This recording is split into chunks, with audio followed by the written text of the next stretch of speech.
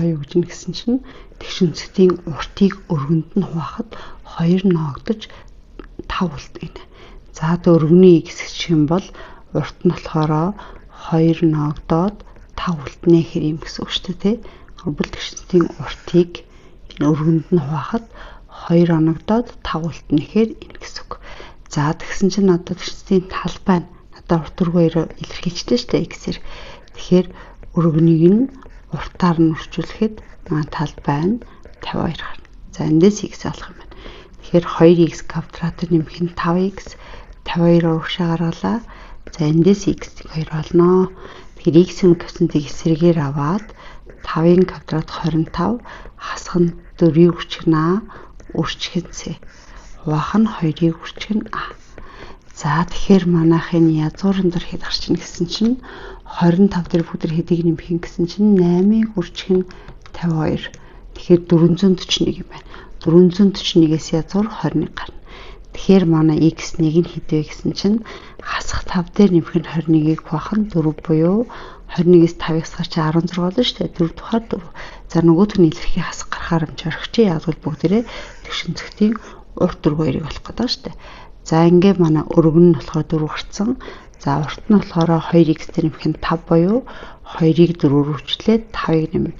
Тэгэхээр 13 нэгж явах нэ. Тэгэхээр уртуудын нэгж нь юу хэмжээ нь 4 ба 13 юм байна. За 32 нь болохоор хөрөнгө оруулагч 4800 төгрөгийн үнэтэй хувьцаа худалдаж авсан юм байна. Тодорхой хугацааны дараа хувьцааны үн буураад ийм болчих. Хувьцаа хэдэн хувиар буурсан бэ гэж. Тэгэхээр манай 4800 төгрөгийн хувьцаага 100% гэж бодвол одоо манай хувьцаа 3888 болчих.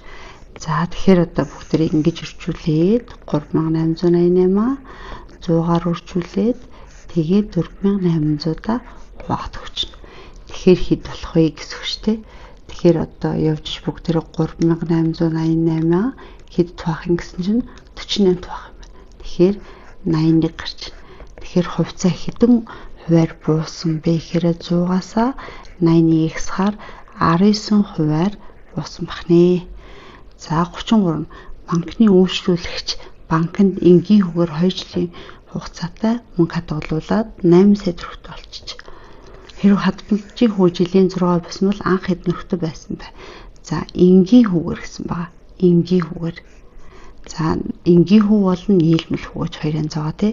За тэгэхээр анх би ингээд x төгрөгтэй байжээ. Тэгсэн чинь яасан гэсэн чинь 2 жилийн хугацаанд 6% хүүтэй хадгалсан. Тэгэхээр би x-ийн 6%-ийг болохоор 100 тугааад 6 үрсэхээр 1 жил ийм мөнгө нэмэгдэж байгаа. Тэгэхээр энд энгийн хүүгээр ихээр үрбэл энэ хүү маань яг 2 жилийн дараа ихээр хүүгээ 2 үрсэл нэмсэн гэсэн үг. Ингэсэн чинь 8 сая төгрөгтэй болсон байх нэ. Тэгэхээр анх хэдэн төгрөгтэйсэн бэ буюу x олно гэсэн үг. Тэгэхээр x дээр нэмэх нь энэ маань 100-ны 19 тэг 100-ны 12-ийн үрчин x тэнцүү 8 сая. Тэгэхээр нэмэхээр 100-ны 12x нь 8 сая юм бол x олно гэхээр бүгд 8-ыгаа 100-ны 12-т хувааад өгч. Тэгэхээр энэ надаа анх байсан мөнгөний хэмжээ гарч ирэх нэ. Тэгэхээр эндээс 8-ыг 100-ны 12-т хуваахаар бутархай тоо гарч явах чинь вэ? Өрбөл 714 сая. За ойролцоо шүү зэ. За тэгэхээр энд нөгөө би энд ер нь бол банкнд одоо бол яг бод тэмдэглэл энгийн хөөж байхгүй ч дандаа нийлмэл хөгөр утдаг. За тэгэхээр би энгийн хөгөр бодоход энэ бол биш байсан байна. За биш байсан шахууд анх нэг 714 сая орчим. Тэгэхээр би энэ бүхэл орчим тоо гарах байх гэж бодож байна. Одоо би нийлмэл хөгөр бодож үзье. Нийлмэл хүү нь юу юм гэсэн чинь надаа анх их сургуулсан. За тэгээд жилийн дараа би нөгөө 6% хүүтэй хийсэн юм чинь 106% нь бол. За дараа жил нь гэхээр нийлмэл хүүчээс гарсан харнаас нь дахиад 6%-аар нэмэгдүүлчихнэ. Ингэсэн чинь би 8 сая төгрөгт болсон гэсэн. За энд нийлмэл хөвөр бодлоо шүү зэ. Тэгэхээр бид x олохын тулд 8-ыг хуваах нь за одоо энэ маань 10,000-ны за 106-гийн квадрат гэж. Тэгэхээр энэ чинь 8-ыг үржих нь 10,000-ыг хуваах нь 106-гийн квадрат. За энэ маань бас ер нь хуваагдахгүй харагдчихл байна л да. За 80,000-ыг хуваах нь гэсэн үг шүү дээ. 1 106-гийн квадратад хувааж өгнө. За тэгэхээр мөн адилхан юу гарч байна? Ойролцоогоор гарч байгаа. Ойролцоогоор 712 сая төгрөгтэй байсан байна гэсэн үг байна. За альгүйр нь ч утсан ялгааг байна. За тэгвэл энэ дээдлийн энгийнээр л гаргах шидөө тий. За тэгэхээр өөрөвл энэ энгийн хөвөр хоёрчлын хугацаа хадгалуулсан чинь 8 сая төгрөгтэй болсон гэдгээр бодож байгаа шүү. Тэгэхээр ойролцоогоор эхлээд би банкнд 714 сая орчим төгрөг хадгалуулжээ. За 34 сая төгрөгийг жилийн 8% нийлмэл хөвөд хадгалуулсан бол 2 жилийн дараа хэдэн төгрөгтэй болох вэ гэж. За би ингээд 4 сая төгрөгтэй нийлмэл хүүгээр хэрэг би жилийн дараа 8% хүүтэй юм чинь 108 бол авчна. Дараа жилийн дахиад гарсан хариунаас нь 108%. Тэгэхээр 4-ийг үржих нь 108. Дараа жилийн дахиад 108 гэсэн үг. За тэгэхээр одоо бүгдээр 4-ийг үржих нь 108 квадратаар үржүүлж өгнө. Тэгэхээр бүгдээрээ 2 жилийн дараа 4 сая за би нөгөө юугаар хэлсэн маа штэ. 4 сая одоо яг юугаар бичиж 665,600 төгрөгтэй болох нэ.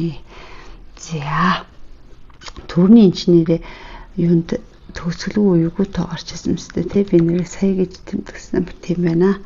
Тэгэхээр одоо энийг би нөгөө төрүүн чинь ингээд хуваачаар би нөө сая төрөөр л хийлвэл заавчих энэ ингээд би нөө тэгүүдийн тавьгаа гэсэн үг шүү дээ. Тэгэхээр энэ маань ойролцоогоор 7 сая 142,857 төгрөг метр ойролцоогоор шүү. Ийм сая төгрөг байна. За дараа нь 35. За 75% 4 литр спиртийн усмал дээр за би 4 литр гэтээ 75 спиртийн усмал дээр бүгдээрээ ус нэмсэн юм байна. За x литр ус. Тэгэхээр энэ чинь спирт байхгүй гэсэн үг. Тэгсэн чинь 4-дээ нэмхийн x болсон. Энэ маань 60% спирт талцсан юм шиг. За тэгэхээр одоо би яах юм гэсэн чинь 4 литрийнхаа 75% нь л спирт боллоо. Энэ маань спиртгүй ус юм чинь.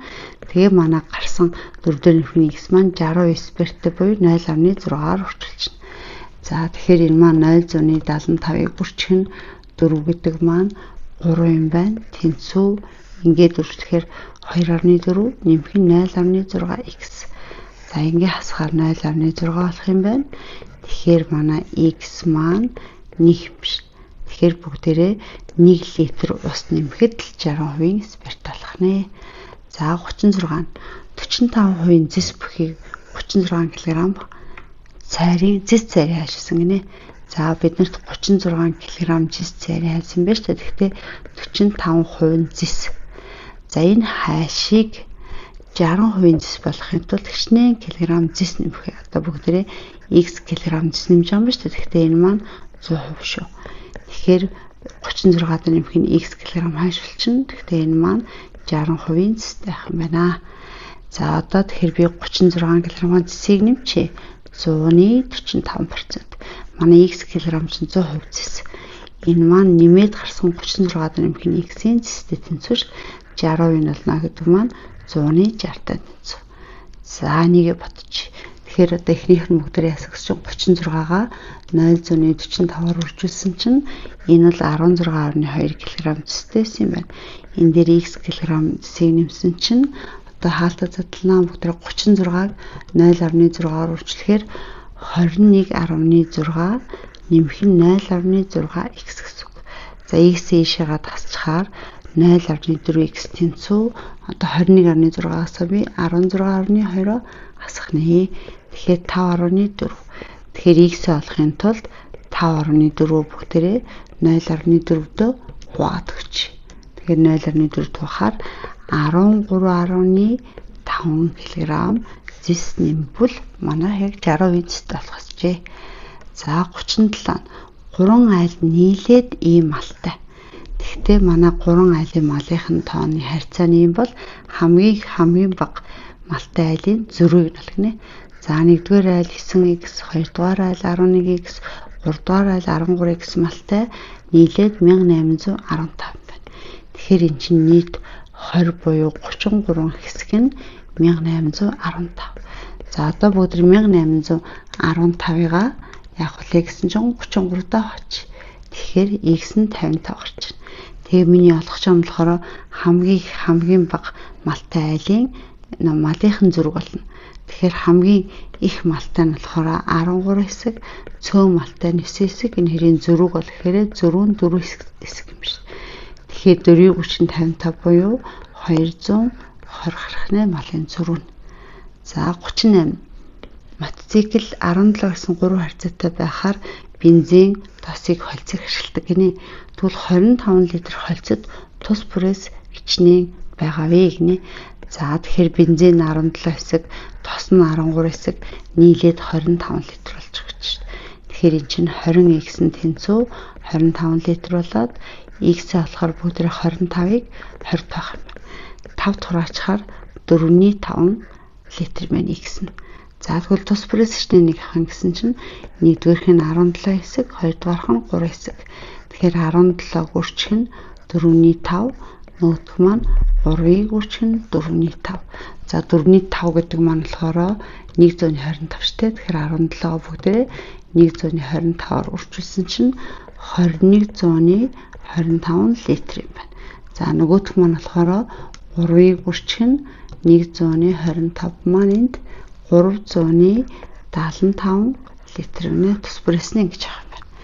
За 39.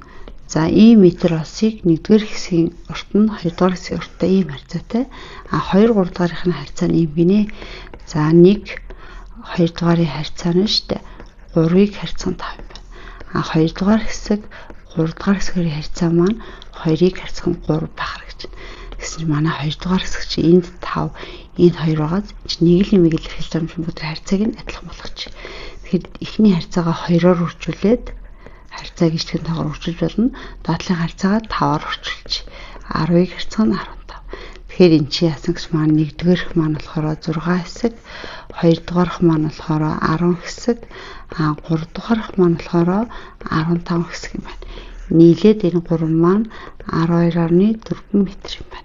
Тэгээ хамгийн урт хэсгийг болоорой гэж. За энэ 3 маань нийлэхээр 16 дээр 15-ыг нэмэхээр 31 хэсэг юм байна. Энэ нь 12.4. За x олыг бол бүгдээрээ 12.4 хэд туах вэ гэсэн чинь 31 тугаасан чинь 0.4 юм байна. За тэг миний асуулт нь олох юм шиг хамгийн урт хэсэг нь болохоор 15 хэсэг юм шүү дээ. Тэгэхээр 15-ыг үржих нь 0.4 гэсэн. Тэгэхээр энэ нь 6 метр гэсэн шүү дээ. Хамгийн урт нь 6 метр гэжээ. За 40 гар бөмбөгийн талбайн урт нь өргөн хэмжээг тоймлоход ийм гарсан байна. За уртыг нь өргөнийг нь метрээр тоймолцсон гинэ. Тэгсэн чинь 17 метр, энэ маань 9 метр гэсэн байна. За энэ талбайг 1 м квадрат талбайтай эрзэнэн хавтангаар бүрвэл хамгийн ихтэй хэдэн хавтан хэрэгтэй вэ гэж байна. За тэгэхээр метрээр тоймлохын өмнөх утгаар нь баримжаас тооцоолоорой гэж байна. За тэгэхээр би хамгийн ихтэй хэдэн хавтан хэрэгтэй вэ гэсэн. Тэгэхээр манайх 17.5 маань тоймлоод гарцсан байгаа юм тийм үү. За тэгэхээр эндээс одоо хамгийн метрээр тоймлохын өмнөх утгаар гэдэг байгаа шүү дээ. Тэгэхээр энийг тоймлоод ийм болгоц юм чинь манайх хамгийн ихтэй хэдэн метр хэрэгтэй вэ гэсэн. Тэгэхээр 17 метр гэдэг маань болохоор шүү дээ. Тоймлохоор нэг 17.4 байсан байж болно шүү дээ. Хамгийн ихтэй 17.4. 17.5 болчихлоо чинь 18 метр л орчихно. За 9 метр маань болохоор тоймлохоор хамгийн ихтэй 9.4 метр гэсэн байж болно тийм үү. За 9.4 ордож бол ингээд байж болно л да. Тэгээ 9.4 гэснээр ард нь ингээд 8 хэдэн ингээд тавдаж болно шүү дээ тий. За 8 чараа юм бэ 3 мөрөв 2 ч юм уу ингээд явчихна. Тэгэхээр ийм байсан ч би томлохоор энэ гэсэн үг шүү дээ. Тэгэхээр хамгийн ихтэй гэхэд бас шууд 9.4 гэхээр жоохон дутагдaltaй харах чааз. За тэгээд ийм байжээ. За одоо бүгдээ яах юм гэсэн чинь нөгөө талбайгаа олъё. Тэгэхээр 17.4-ийг үржих нь 9.4 метр. Тэгэхээр энэ маань ойролцоогоор хэд гарах юм гэсэн чинь 17.4-ийг үржих нь 9.4. Тэгэхээр Энэ хоёр маань талбай нь 163-156 метр квадрат байна. За тэгвэл бүгдээрээ энэ талбайг бүгд ийм метр квадрат эрзэний хавтангаар бүрхээд байгаа шүү дээ. Тэгэхээр энийг 1 метр квадраттай хуваахад эрзэний хавтан ойролцоогоор хэд хэрэгтэй вэ гэж. Тэгэхээр энийг нөгөө саяныхаа нэгдээ хуваацсан шүү. Тэгэхээр 163-156. Тэгэхээр одоо энэ манайх хамгийн их хэдэн хавтан хэрэгтэй. Тэгэхээр 164 хавтан хэрэгтэй юм байна шүү дээ ойролцоогоор.